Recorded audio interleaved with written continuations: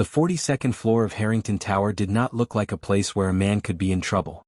Floor-to-ceiling windows framed a postcard of Midtown Manhattan. Yellow cabs threading through the arteries of Fifth Avenue below, the Empire State Building standing like a stone monument to human ambition, clouds drifting past at eye level as though even the sky understood it was sharing space with something important. The office itself was a study in controlled power, dark walnut furniture, a desk the size of a small country, and not a single personal photograph on any surface. Cole Harrington did not decorate with sentiment. He decorated with intention. At 41, Cole was the kind of man magazines described in terms usually reserved for weather events. Forceful. Relentless. Impossible to ignore. Forbes had put him on the cover 3 times in 6 years. The Wall Street Journal quoted him more than most sitting senators. Harrington Capital, the private equity firm he had built from a $200,000 loan and 12-hour days that bled into 12-hour nights, now managed $4.2 billion in assets and operated across 9 countries. People called him brilliant. His competitors called him something less printable. Cole called himself focused. It was the only word he trusted. It was 6:47 in the morning when he arrived at the office, which was not unusual. What was unusual was that he had not slept the night before, which was becoming less unusual than it should have been. He'd spent the night reviewing acquisition documents for what the press was already calling his most aggressive hostile takeover yet, Meridian Logistics, a mid-sized shipping firm out of Houston whose board had made the mistake of thinking they could resist him. They could not. By 7:15 he was on his second espresso. By 8 o'clock he had already sent 14 emails. By 8:30 his assistant, Maya Chin, had arrived and was watching him with the particular expression she reserved for when she was worried but knew better than to say so. "You didn't eat," she said, setting a folder on his desk. "I had coffee." "That's not eating, Mr. Harrington." "Maya." He said her name quietly, the way a man says a word when he wants it to function as a full sentence. She pressed her lips together and left the folder. It was the Meridian brief. He had already read it twice. He read it a third time. The morning moved the way mornings moved inside Harrington Capital, at a velocity that left no room for stillness. Conference calls stacked on top of each other like freeway traffic. His CFO briefed him on liquidity projections. His legal team flagged a clause in the Meridian shareholder agreement that needed handling. A senator's office called about a regulatory matter Cole dispatched in 4 minutes flat. He ate nothing. He drank a third espresso. He noticed briefly that his left shoulder felt tight, but he had felt tight for years and had learned to treat his body as a machine that required minimal maintenance and maximum output. It was somewhere around 11 o'clock, in the middle of a call with a group of institutional investors in Boston, that his mind drifted for the first time all morning. Not to the deal. Not to the numbers. To a memory so old and so specific that he couldn't explain why it surfaced then, in the middle of a sentence about projected returns. Simone, in their apartment on the Upper West Side, sitting cross-legged on the kitchen counter at midnight, still in her scrubs, eating cereal because she'd worked a 14-hour shift and hadn't eaten since morning. She had looked up at him over the rim of her bowl and said, "Cole, you have to stop scheduling dinner meetings on our anniversary." And he had laughed, not unkindly but dismissively, the way a man laughs when he believes love is resilient enough to absorb neglect indefinitely. He had been wrong about that. He blinked the memory away. "Harrington, you still with us?" The voice on the call belonged to David Park, a senior partner at Vantage Institutional. "Yes." "Continue." Cole straightened in his chair. And then he felt it. Not pain exactly. Not at first. It was pressure, dense and spreading like someone had placed a fist against the center of his chest and was leaning into it with their full weight. He shifted. Rolled his shoulder. Told himself it was tension. Told himself he would deal with it after the call. He kept his voice level and continued speaking about the acquisition timeline. Then the pressure became a vice. His left arm went strange. A heaviness that traveled from shoulder to elbow to wrist in a way that felt entirely wrong. His jaw tightened. Sweat appeared at his temples without any effort. The room tilted almost imperceptibly, the way a ship lists before anyone on deck has noticed. Not now, he thought, with the particular arrogance of a man who had spent a lifetime telling inconvenient things when they were and were not permitted to occur. "Mr. Harrington," Maya's voice somewhere behind him. She had re-entered the office at exactly the wrong moment and was reading his body with the precision of someone who had spent 4 years watching him ignore himself. He opened his mouth to say he was fine. He never got the word out. Cole Harrington, CEO of Harrington Capital, Forbes cover subject. Feared acquirer of companies and destroyer of boardroom complacency, dropped the phone, grabbed the edge of his desk, and collapsed to the floor of his 42nd floor office like a man whose empire had finally sent him a bill he couldn't negotiate. The room erupted. Maya was screaming his name and dialing 911 before he hit the ground. Two junior analysts sprinted in from the hallway. Someone knocked over a chair. Someone else said "Oh God" on a loop. The institutional investors on the open call listened to chaos for 4 seconds before the line went dead. Cole lay on the cold marble floor of the most expensive office in his building, staring at the ceiling, feeling everything and controlling nothing. No amount of money could stop what was happening to his heart. Dr. Simone Adler had operated on 37 hearts in the last 4 months. She knew this because she kept a quiet, private count, not out of pride though the work merited it, but out of something closer to reverence. Each one was a person. Each one was someone's everything. She did not let herself forget that. It was the thing that separated a good surgeon from a great one. Her mentor had told her during her residency at Johns Hopkins, and she had carried it with her like a compass through every operating room she had ever entered. At 38, Simone was one of the most respected cardiothoracic surgeons at Northwestern Memorial Hospital in Chicago, which meant she was one of the most respected in the country, whether she said so or not. Her colleagues described her in terms of precision and composure. Her residents called her exacting, which she accepted as a compliment because she meant it as one. Her patients, when they were conscious enough to have opinions, tended to use the word kind, which surprised people who had only seen her in the OR, where kindness looked a great deal like absolute, unflinching focus. She had arrived at Northwestern 2 years ago, after the divorce, after Manhattan, after everything. Chicago had felt like the right distance. Far enough from New York that she wouldn't run into reminders, close enough to her sister in Evanston that she wasn't entirely alone. She had found a townhouse in Lincoln Park with tall windows and a small garden that she mostly ignored.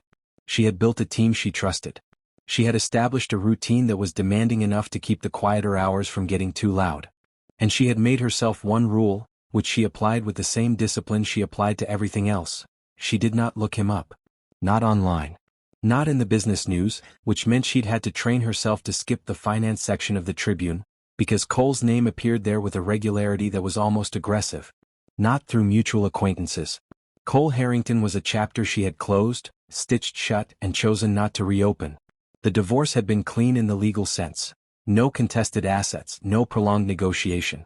He had handed her the papers on their 7th wedding anniversary, in the kitchen of their Upper West Side apartment, and she had signed them 12 days later because she had realized in those 12 days that she had been grieving the marriage for 2 years before it officially ended. She did not hate him. That would have required a kind of sustained engagement she didn't have the energy for. What she felt, when she allowed herself to feel it at all, was something quieter and more complicated, the specific sorrow of a woman who had loved someone fully and watched him choose over and over again something else. It was 4:12 in the afternoon on a Tuesday when her pager went off. She was between cases, charting in her office, her white coat folded over the back of her chair, a half-eaten salad on the desk beside her laptop. She checked the message. Trauma Bay. Incoming cardiac. ETA 14 minutes, airlifted from New York. She was already standing when her phone rang. The number was a 212 area code, Manhattan, and she didn't recognize it, but she answered anyway because she always answered unknown calls during a shift. Dr. Adler. The voice on the other end was female, clipped, and barely holding together. My name is Maya Chen. I'm the executive assistant to Cole Harrington. He collapsed in his office this morning. He's been stabilized but he needs surgery and they're bringing him to Northwestern because they said it's the best cardiac facility in the region and I needed to call someone and I don't know why I called you, I'm so sorry. Simone heard every word. She registered every word. She stood very still in the center of her office for exactly one breath. Is he conscious? She asked. In and out. They said it was a heart attack. How long ago did he collapse? About 6 hours. Okay. Simone's voice was level. Not cold, level. There was a difference and she had spent years learning it. He's going to the right place. The team here is excellent. Dr. Adler? Maya's voice cracked slightly. I'm sorry to call you. I didn't know who else. It's all right, Simone said. Thank you for telling me. She hung up. She stood in the quiet of her office for another moment. Outside the window, Chicago moved at its usual pace, indifferent and enormous. She picked up her white coat, slid her arms into it and walked to the attending station. She was the senior surgeon on call this afternoon. She had already known this but she confirmed it now, the way you press a key to make sure a door is locked. Not because you doubt it, but because certainty matters. 7 minutes later, she was in the trauma bay when the gurney came through the doors. He looked smaller than she remembered.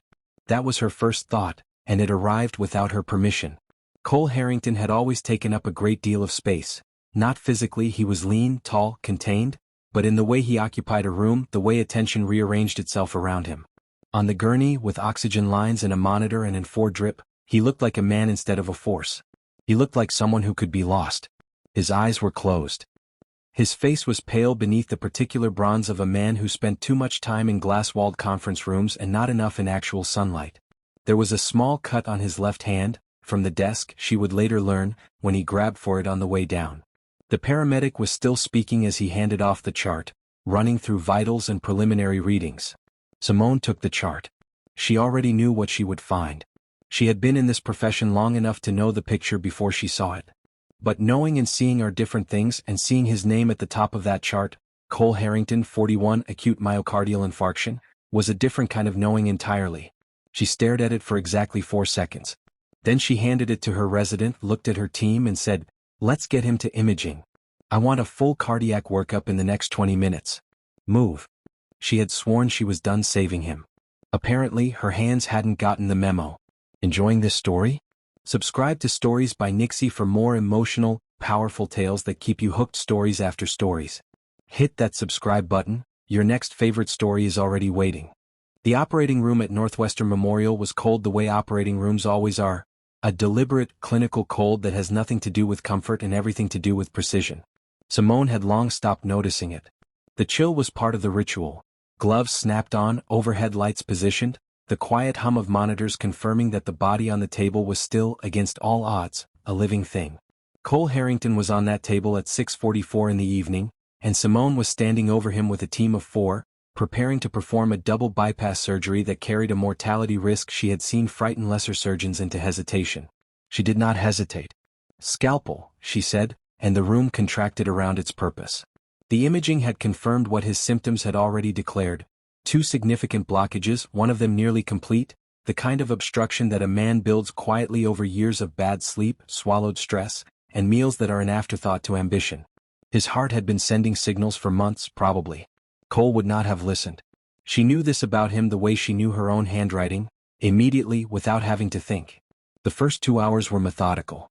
Her hands moved with the particular economy of someone who has performed this procedure enough times that the muscle memory is indistinguishable from instinct. Her resident, Dr. Torres, worked across from her with quiet competence. The scrub tech anticipated her needs 3 beats ahead. The anesthesiologist called out readings at regular intervals. The room breathed together in the focused rhythm of people who understand that the life on the table is the only thing that matters in this moment. And yet, memory does not follow surgical protocol. It does not wait for an appropriate moment. It surfaces in the margins, between one movement and the next, in the half-second before a request is answered. And tonight, Simone's memory was particularly unruly. Her hands on his chest in the oar. Her hands in his, 5 years ago, on a Friday night in their apartment when she had cooked dinner for the first time in weeks because their schedules had finally aligned, and he had sat across from her at their kitchen table and said, "You know what I love about you? You never need anything from me." He had meant it as a compliment. She had smiled and said thank you and had not told him until much later that it was the loneliest thing anyone had ever said to her. "BP dropping," the anesthesiologist said. 80/50 and declining. Simone's focus snapped back with the precision of a rubber band. "Give me suction. Torres, hold there, right there. Don't move." The next 12 minutes were the kind that don't get described in surgical reports with adequate honesty. They were the kind where every decision carries a weight that cannot be shared or distributed, where the gap between right and wrong is measured in millimeters and milliseconds. She worked. She spoke only what was necessary. Her hands were steady in the way that hands can only be steady when the person attached to them has decided, somewhere beneath conscious thought, that panic is simply not a tool available to them. And then, at the 4-hour mark as she was completing the second graft, the monitor alarm changed its tone. The flat line is a sound that never becomes ordinary, no matter how many times a surgeon hears it. It is the sound of an argument between a body and the world, and for 47 seconds, Cole Harrington lost that argument. "Paddles," Simone said, and her voice was the same as it had been all evening, clear, low, unshaken. Torres looked up at her with eyes that asked the question no one in or ever says aloud. She met his gaze for precisely long enough to communicate that the answer was not yet, not on my table. The charge. The arc. The terrible stillness after. And then the monitor began to speak again, tentative at first, then steadier, then with the rhythmic insistence of a heart that has decided, against the evidence, to continue. The room exhaled. Simone did not. She finished the surgery. It was 1:58 in the morning when she closed, and the 7 hours between the first incision and the last suture had the quality of something that exists outside of normal time, dense and total, a world unto itself. She stepped back from the table, pulled off her gloves, watched her team transfer Cole to the ICU with the careful efficiency of people who understood what they had all just done together. Dr. Torres found her in the scrub room. "Incredible work tonight, Dr. Adler." He said it the way young residents say things when they have witnessed something they will describe for the rest of their careers. "Thank you, Torres. Go home. Get some sleep." He left.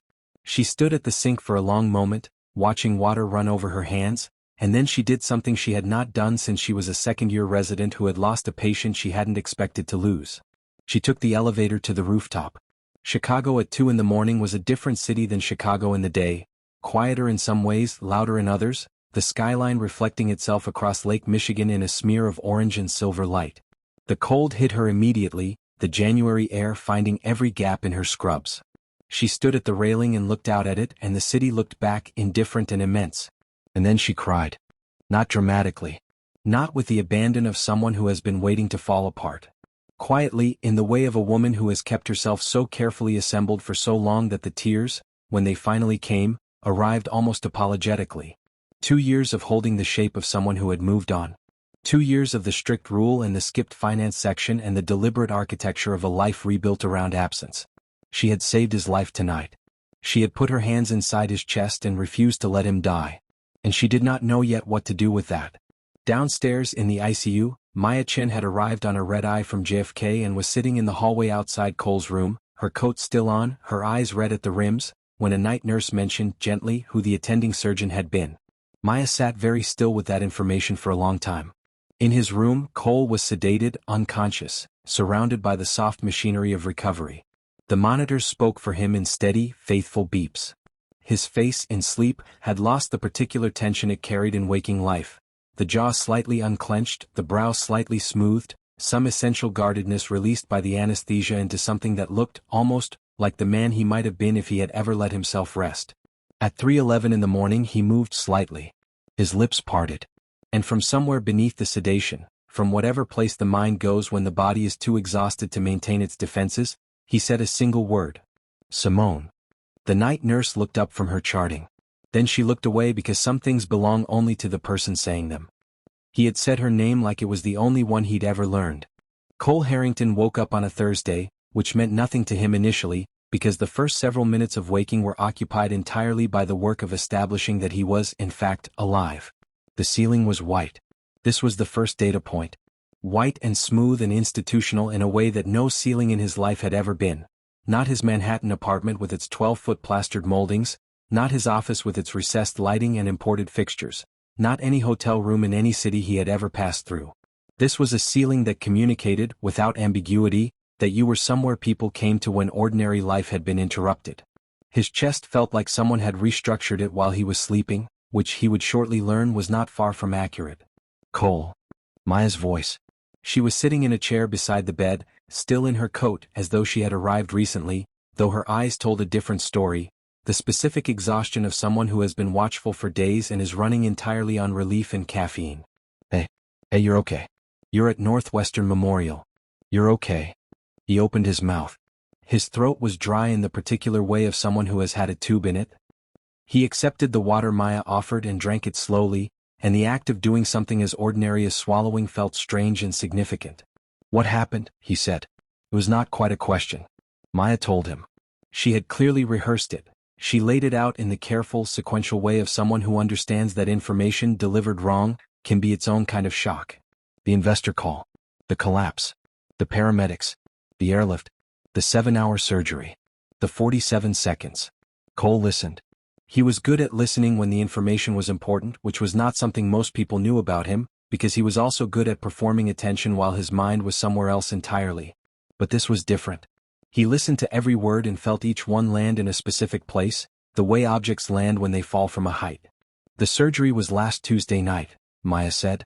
"You've been in the ICU for 3 days." He looked at his hands. They were resting on the blanket, slightly unfamiliar.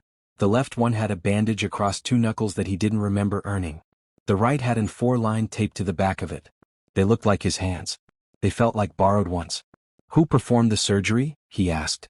Maya was quiet for exactly long enough to tell him that the answer was not a simple one. "Maya. Dr. Simone Adler," she said. "She was the attending cardiac surgeon on call when you came in." The room did not change. The monitors continued their steady conversation. The light through the window remained the same flat winter gray. Nothing moved. Cole stared at the ceiling. He had not said Simone's name aloud to another person in over a year. He had trained himself out of it the way you train yourself out of other self-destructive habits, through repetition and avoidance and the willful redirection of attention. He had told himself, in the way men tell themselves things they need to believe in order to keep working, that the divorce had been the right thing. That she was better without the impossible hours and the cancelled plans and the marriage that had become, somewhere along the way, a thing he maintained rather than a thing he inhabited. He had told himself she had moved on. He had not let himself think about what that meant because thinking about it required a kind of stillness he had not permitted himself. "She saved my life," he said. "Yes." He closed his eyes. Behind them, something he had been holding very tightly for a very long time shifted. He asked to see her that afternoon. He asked the way he asked for most things, directly, without qualification, with the quiet assumption of someone who had spent 2 decades having requests honored. The resident who came to check his vitals, a young man named Flores who had clearly been briefed, delivered Simone's response with the careful neutrality of a professional conveying a message he found personally interesting. "Dr. Adler asked me to let you know that she's not your attending physician for post-surgical recovery. She said to tell you that the surgical team wishes you a full recovery." Cole looked at the young resident for a moment. "Thank you, Dr. Flores." Flores nodded and left, and Cole spent the next several hours alone with himself, which was, for perhaps the first time in his adult life, genuinely uncomfortable. Memory came in without knocking. The missed dinners, not 1 or 2 but dozens, accumulated over years until they constituted a kind of chronic absence. The calls he had returned hours late or not at all, because the deal had moved into a critical phase and he had told himself she understood, she always understood, she was strong enough to absorb it. The anniversary, their 7th, a reservation at a restaurant on the Upper West Side that he had canceled at 6 in the evening to fly to San Francisco for a meeting that, in retrospect, could have been a phone call. And the last night. The night she packed. He had been on a call with his Tokyo office when she came into the study and set 2 bags by the door. He had looked up. She had looked at him. He had held up one finger, 1 minute, and turned back to the call because the deal was at a juncture that required his attention and he had told himself she would still be there when he was done. She was not. The doctor's letter arrived that afternoon, a formal summary of his condition, his surgery, his recovery requirements, and his risk factors going forward. It was comprehensive and clinical and he read it the way he read contracts, quickly and with an eye for the operative language. Most of it he absorbed and catalogued. But one line he read 3 times. Chronic stress and emotional isolation are primary risk factors for recurrent cardiac events. He set the letter down on the bedside table. He looked at the window for a long moment. Outside, Chicago was doing what Chicago did in January, moving, cold, persistent, indifferent to the personal crises of its inhabitants. "Maya," he said. She looked up from her laptop, where she had been managing his company correspondence with the quiet efficiency that had made her indispensable for 4 years. "I need paper. And a pen." He paused. "Not a phone. Not a keyboard. Actual paper and a pen." She blinked. In 4 years she had never heard him make this request. "I'll find some." She returned 10 minutes later with a legal pad and a ballpoint pen, and she left without asking any questions because she was very good at her job. Cole Harrington, who had signed merger agreements and acquisition contracts and letters to senators and open letters to the financial press, stared at a blank yellow page for a long time. Then he put the pen to the paper. He wrote slowly. He wrote without drafting, without revising, without the careful strategic calculation that governed every other document his hands had ever produced. He wrote the way a man writes when he has run out of the luxury of pretending that words are primarily instruments of business. He'd built empires with his signature. This was the first time writing his name felt like it cost him something real. The letter arrived on Simone's desk on a Friday morning, tucked inside a plain white envelope with her name written in handwriting she recognized immediately and had not seen in 2 years. She did not open it right away. She saw it when she came in at 7:15, set her bag down, hung up her coat, and sat down to review her morning schedule. The envelope was propped against her pen holder, placed there by the night charge nurse, apparently per the patient's request. She looked at it for a moment. Then she looked at her schedule. Then she opened her schedule. She did not open the letter until after her 8 o'clock rounds, after she had checked on 3 post-surgical patients and reviewed imaging on 2 incoming cases and had a brief conversation with Torres about a valve replacement scheduled for Monday. She did these things with her usual focus. No one who looked at her would have known there was an envelope on her desk with handwriting she had spent 2 years training herself not to think about. When she finally closed her office door, sat down, and opened the envelope, her hands were steady. They stopped being entirely steady about 4 lines in. The letter was 2 pages. It was not eloquent in the polished way of a man who had spent decades choosing words for maximum effect. It was something rarer than that. It was honest. It did not offer excuses. It did not reframe the past or minimize what he had done or construct the kind of careful argument that might, in a board meeting, constitute a defense. It simply said what happened, in his words, as plainly as he could manage. I told myself that strength meant needing nothing and no one. I told myself you were fine because you never said you weren't, and I used your silence as permission to keep going. That was the most dishonest thing I ever did because I knew you. I knew exactly what your silence cost you. She read the letter twice. Then she folded it, put it back in the envelope, and sat quietly in her office for several minutes, looking out the window at the gray January sky, at the bare branches of the trees lining the street below, at the ordinary Friday morning proceeding without any awareness of what was sitting on her desk. Then she stood up, put her white coat back on, and walked to the recovery wing. She stopped outside his door. Through the small window she could see him, sitting up in bed now, better color than Tuesday night, the 4-line gone, a legal pad on his lap on which he appeared to be writing something. Maya was absent. He was alone. Simone pushed the door open. He looked up. And for a moment, just a moment, the expression on his face was one she had not seen in years. Not the CEO. Not the acquirer. Not the man who had learned to look at everything, including people, in terms of what could be done with them. Just Cole. Just the man she had married in a small ceremony in Connecticut on a September afternoon when she had believed, with everything she had, that loving someone this much was enough to make a life work. You read it, he said. I read it. She came in and sat down in the chair beside the bed, the same chair Maya had occupied for 3 days, and she looked at him the way she had not let herself look at anyone in a very long time. Directly. Without the professional distance that had become, over the past week, both her armor and her alibi. I'm not here as your surgeon, she said. Dr. Patel is taking over your recovery. I'm not here as your anything. She stopped. Started again. I read your letter and I thought some things needed to be said in person. Okay, he said. You almost died. She said it plainly, the way she said difficult things to patients' families, not to wound but because gentleness sometimes obscures what needs to be understood. Not figuratively. You were on my table for 7 hours and you flatlined and I brought you back, and I need you to understand what that means. Not as a medical fact. As a reality. You almost ceased to exist. I know. I don't think you do. Not yet. She leaned forward slightly, her forearms on her knees. Cole, you cannot keep treating your life as a resource to be fully depleted in service of your goals. Your heart told you that on Tuesday. Your heart has probably been telling you for years. He was quiet. He had the particular stillness of a man who is genuinely listening, which she had learned, over 7 years, to distinguish from the stillness of a man who is simply waiting for the other person to finish. I'm sorry, he said. Not for the business. I know what that sounds like, but I'm not sorry for building what I built. I'm sorry for what I used it to avoid. I'm sorry that I let you become something I treated like a given instead of a gift. He paused. I'm sorry I handed you papers on our anniversary like it was a transaction. Simone looked at him for a long moment. Do you know what it cost me? She asked quietly. Loving you? Not leaving, loving.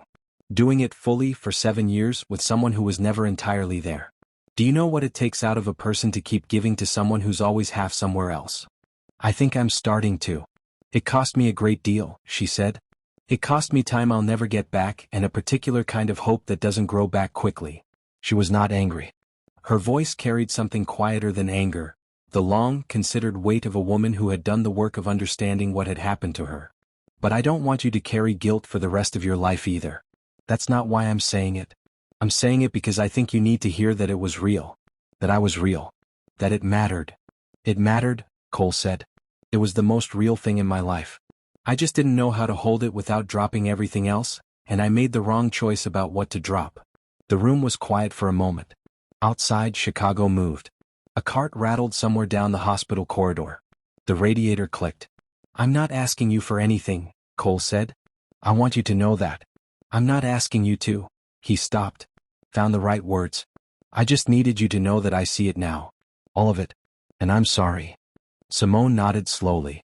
I know you are. She stayed another 20 minutes. They talked, carefully at first, and then with a little more of the ease that had once come naturally to them, the kind that lives beneath years of shared shorthand. She told him about Chicago. He told her about the Meridian deal and she raised an eyebrow and he laughed, a real laugh, tired and quiet, at the fact that even now she could communicate opinion with a single expression. She told him that his recovery would take months and that he needed to mean it, not perform it. He said he understood. When she stood to leave, she paused in the doorway. He was discharged the following Monday. Northwestern's January cold had not softened. It met patients at the exit with the blunt democratic honesty of a Midwestern winter. Simone was in the lobby when Maya brought him down in the wheelchair, because she had told herself she only wanted to make sure the handoff to the private care team was smooth, which was technically true and also not the whole truth. Cole stood from the wheelchair. He was steadier than she expected. He looked like a man who had been through something and had not yet decided what to do with what he had learned, which she thought was probably the right place to be. The car was waiting outside. Maya stepped away to take a call. And for a moment, in the lobby of Northwestern Memorial, it was just the two of them, the way things sometimes distill themselves into essential, unhurried simplicity. Thank you, he said. For all of it. She looked at him. The man she had loved, who had been broken open by his own heart and was standing in the aftermath of it, different and unfinished and more present than she had seen him in years. She reached into the pocket of her white coat. She took out a card, not her surgical card, not her office number. A plain card with her personal cell phone, written by hand. Don't use it to talk about the deal, she said. Something moved across his face that she chose not to name. I won't, he said. She walked back toward the elevators. She did not look back because she was still a woman who understood the value of a well-placed exit. But she was smiling just slightly when the elevator doors closed. They don't always get the story right, the ones who stand at the edge of something broken and call it finished. Sometimes it is finished. Sometimes the ending is the most honest thing two people can give each other. And sometimes, not always but sometimes, the ending is just where the next chapter starts. Some hearts take a collapse to finally start beating right. This story was brought to you by Stories by Nixie, where every story hits different. Share this with someone who needs a reminder that it's never too late to feel something real. And don't forget to subscribe for more. Thank you for watching. More stories are waiting for you. New to Stories by Nixie? You're in the right place. We tell the stories that stay with you. Love, lust, power, and the moments that change everything. Subscribe now and never miss a story.